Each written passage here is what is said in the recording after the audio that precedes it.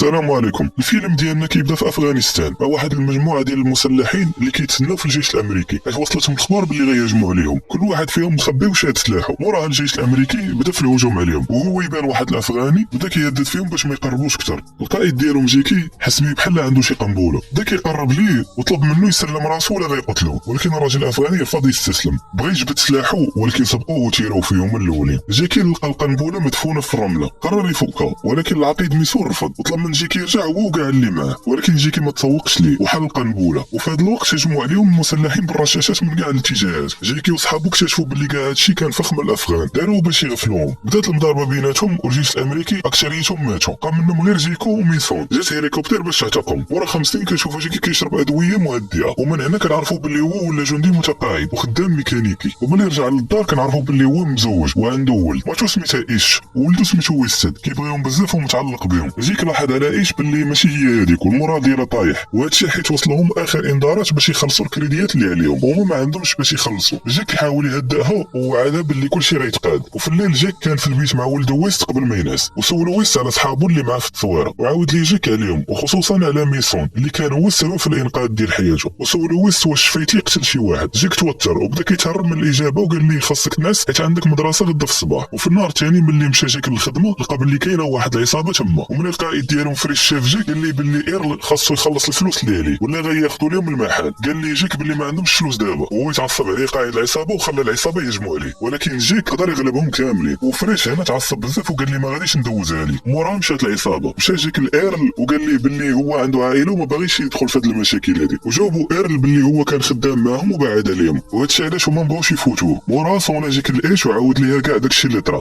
قلقات منه حيت ضارب مع العصابه ودخل راسو في المشاكل. وفي الليل ملي جيك رجع للدار تصدم حيت شاف فريش قدام دارو، بقى غير كيشوف فيه وكيضحك ومشى. دخل الدار خايف وكيغوت على مراته، تصدم ملي لقاهم مقتولين قدامه. جاو البوليس وسولوه واش كيتهم شي واحد، ولكن جيك بقى غير ساكت. في واحد اللحظه ركب طوموبيلته ومشى للبار اللي كيصار فيه فريش وقتل كاع الحراس ديالو. وملي قرب من فريش باش يقتلو قال لي باللي هو ما كانش باغي يقتل مراته وولدو ولكن كان مضطر، وديك الساعه جيك قتلو. ومورا 5 شهور كنشوفو جيك في الحبس وكل نهار كيعاني مع الذكريات وهو كيتفكر الموت ديال مراته وولدو. جا ميسون باش يزورو وقال لي باللي كيقلب ليه على شي محامي ناضي باش يرجع يحل القضيه من جديد، ولكن جيك قال لي باللي هو ما باغيش يخرج من تما حيت هو في البلاصه اللي كيستاهل، وطلب من ميسون باش ما يعاودش يزورو. ومورا جا واحد سميتو رمزي يزور جيك، ولكن جيك رفض يجلس معاه حيت ما كيعرفوش. وفي الليل هجموا شويه ملتمين على جيك في الحبس وخدروه وخطفوه، وملي فاق لقى راسو برا الحبس وقدامو رمزي وشي وحدين مسلحين. انا فهم باللي هما وكاله حكوميه سريه، ورمزي قال لي باللي هو عارف عليه كل شيء وعارف القضيه ديالو كامله من الاول، وعارف باللي هو قدر يقتل اخطر رئيس عصابه بوحده. ومورا خدات مولار جيك للمقر السري ديالهم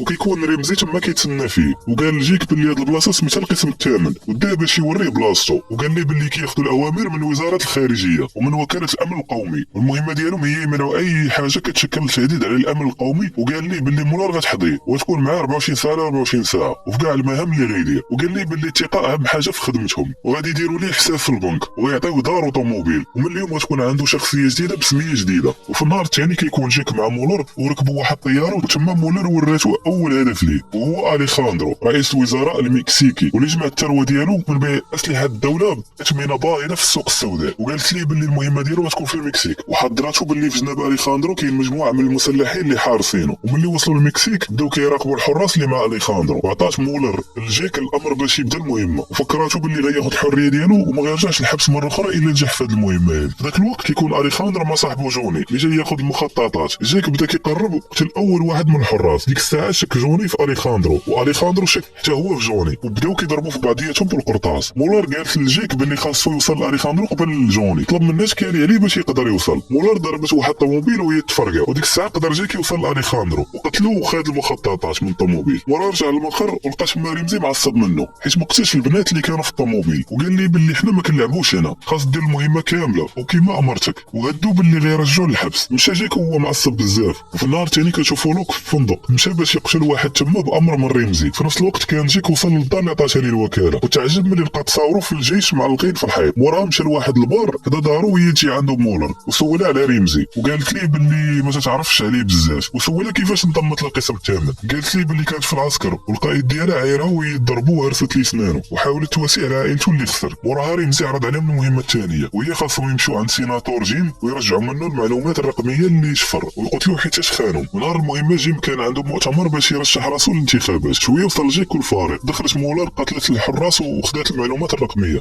ذاك الوقت بقيه الحراس كانوا مهربين جيم، تبعهم جيك وبقى كيضرب في الطوموبيل حتى وقفات، وقتل الحراس وخرج جيم من الطوموبيل وكانت باينه فيه مخلوع، وكيطلب في جيك باش ما يقتلوش. انت عنده مرا وولاد. جيك تفكر عائلته وتراجع، ولكن اجاك قتل جيم من بعيد، وتعصب جيك من هادشي وبقى الليل كامل شاد تصاور عائلته وكيبكي. شويه جمعوا ليه في الدار شي وحدين ولكن هرب منهم بلا ما يحسوا به. وفي الصباح مشى جيك الميسون وسولو واش فايت ليه يسمع على القسم الثامن. جاوبوا ميسون باللي هذا القسم جمع اهم واقوى العملاء الفيدراليين في البلاد، وبلي هذا القسم كيخدم البيت الابيض. وسولوا جيك على رمزي، جاوبوا باللي اول مره كيسمع ليه ولكن غيدير عليه التحريات. جيك طلب من ميسون فلوس وسلاح، وفي هذا الوقت رمزي طلب من مولر تقول له انهم بغاو يشدوا جيك. هنا غنعرفوا باللي جيك هرب ليهم. مورا كيشوفوا جيك مشى لنيويورك، من نيويورك لكاليفورنيا. وفي ذاك الوقت شاف لاندين صاحب ولده المقرب، بداو هاضرين. لاندين قال جيك باللي شاف فريش بزاف في الحي قبل موت عائلته، وكان كيبقى حاضي الدار ومع شي ناس كلهم لابسين الكحل. صدام جيك وفي هذه اللحظه جالوك وبدا كيتيري عليه، ولكن جيك قدر يهرب، وملي وصلوا البوليس قتلهم له كاملين. وموراها جيك وصل عند ايرل، وهنا كنعرفوا باللي ايرل تبنى جيك مورا ما ماتوا عائلته. شكروا جيك على التعب ديالو مع كل السنوات اللي فاتوا. في واحد اللحظه كيهجموا فريق القسم الثامن على جيك وايرل. طلب جيك من ايرل اللي تخبى وما يشاركش في هذا الشيء، ولكن ايرل ضرب واحد بالسلاح وبداو المضاربه بيناتهم. قدر جيك يقتلهم كاملين، وفي الاخر دخل في مضاربه مع اجاك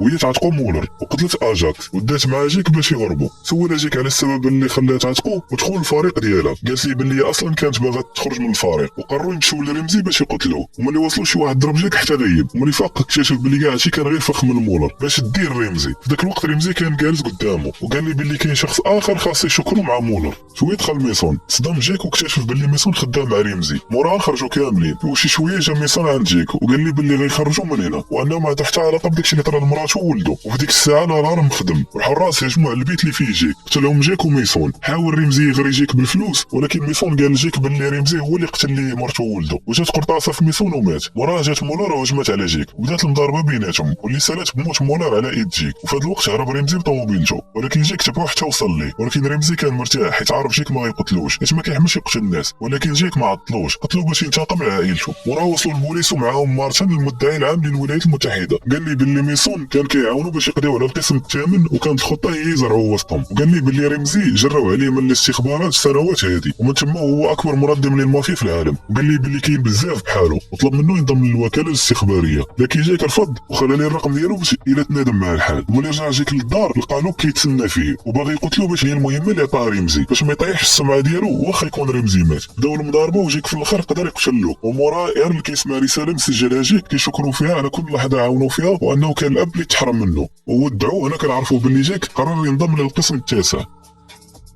حتى لهنا كيسالي الفيلم ديالنا. ما تنساوش لايك وكومونتير، بارطاجيو هذا الفيديو مع صحابكم، ونتلاقاو في فيلم جديد ان شاء الله.